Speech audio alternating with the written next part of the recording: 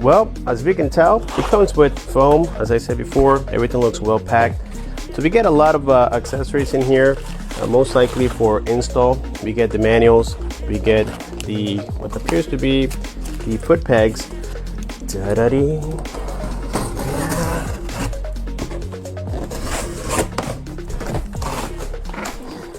I gotta admit, guys, I've never been so excited about a two-wheel product like this one here. It looks very, very cool already. So this is it. Everything is unwrapped now. This is the front wheel. Keep everything organized. As you can see, I have the cowlings, everything all set. This is for the rear, this is for the front. We have our toolkit. This is the rear shock I was talking about before. We got our manuals right here. Let's see. Yes, like I said, it tells you on how to put it together. Our charger is inside of this box. We have our keys, we have some brackets, we have our handlebar clamps right here. This is for the rear shock. We have an extra fuse, who knows what this is for, and then we have our foot pegs right here, guys. Okay, according to the manual, we had to take out these two size 4 Allen screws. Now we have to mount this bracket towards the bottom, like so. Next, you grab the screws that came along with the brackets, and there are Phillips. So this side, the side with the label goes towards the bottom, like this, and then you pass the screws along here, like so, both of them.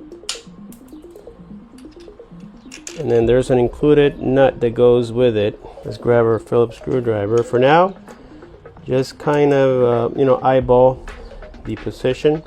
But later you can just simply move it with your hands. It's not a big deal. I don't know about you guys, but I love that rubber smell. Anyways, these are the clamps for the handlebar. You got your 4 screws, and they are already set with Loctite, as you can see. Now all we have to do is quite simple. Just simply place the handlebar right on top.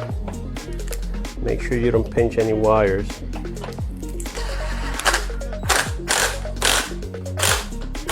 Now it is time to install the front fender, which is the orange color one, or the longer one from the ones that came with it. And for this, you're gonna have 3 size 5 Allen screws on the bottom. They're already pre-installed on here, but we have to take them all out. Now we simply position our fender. Start with the middle front one.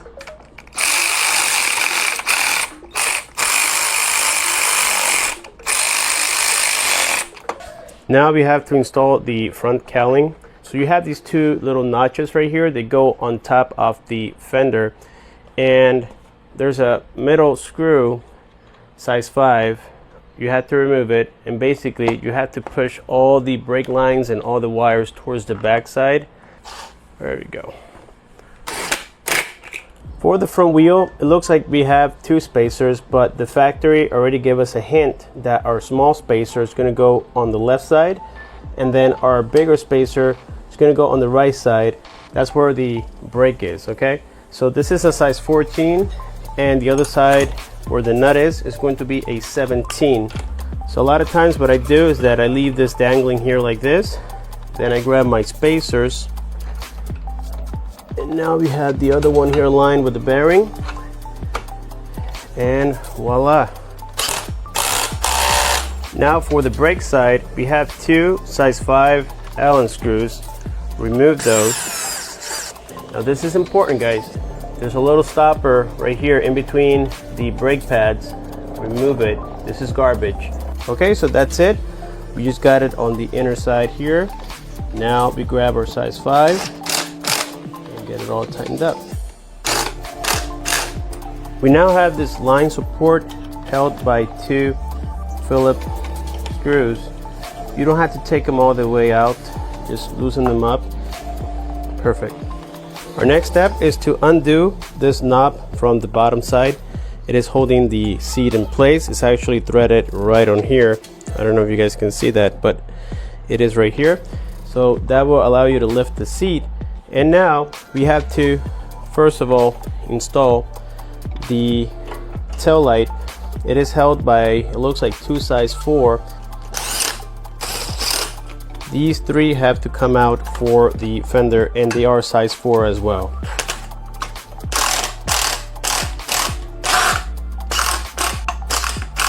So now we have to undo this middle bracket here that is holding the suspension in place.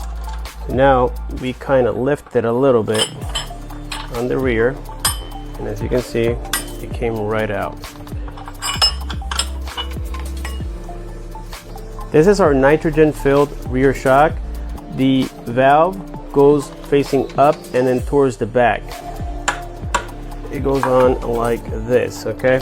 And the screws that came with the bracket are the ones that you will need. I don't know why they decided to include some extra screws, maybe in case they can bend or damage.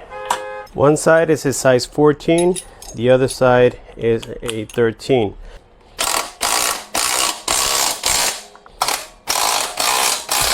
So our last step is going to be the foot pegs, and they go mounted on like this. So you have 2 size 5 screws that need to come out.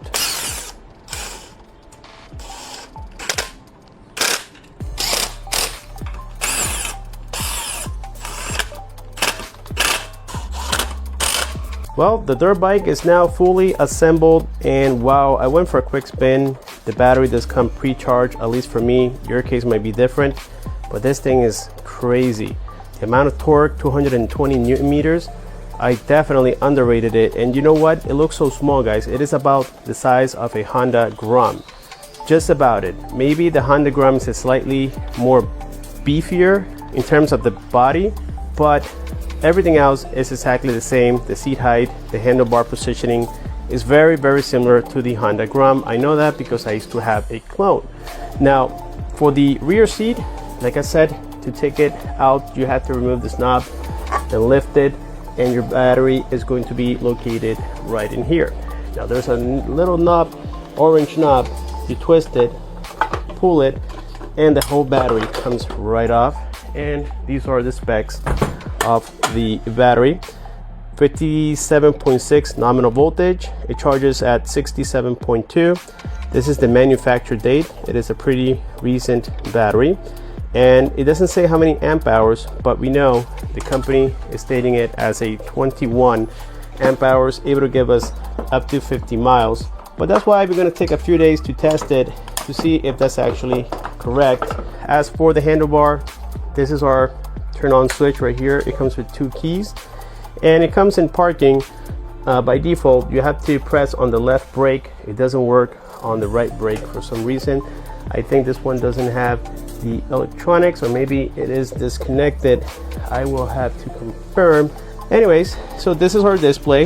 It has speed 1, 2, and 3. 1 takes us to about 22 miles an hour.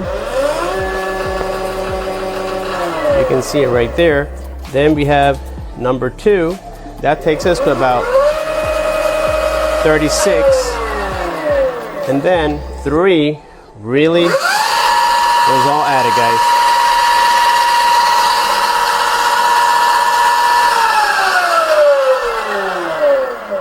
That is fast. So it comes with headlights as well. Okay. And we have the hazard buttons as well. It comes with turn signals for the back and the front as well, right there. And so yes, we get 2 brake levers. We have our horn, which is loud, and yeah, that's pretty much it. So check everything. I did adjust the rear suspension. I had to adjust the preload on it. The sizes are ER40 for the big nut, and for the small one is ER32. You're gonna need these in order to do it a little bit faster and more efficiently. So yeah, the preload came quite soft out of the box, and I guess it's meant for lighter riders. But again, I'm 220 pounds, and this thing really rocks.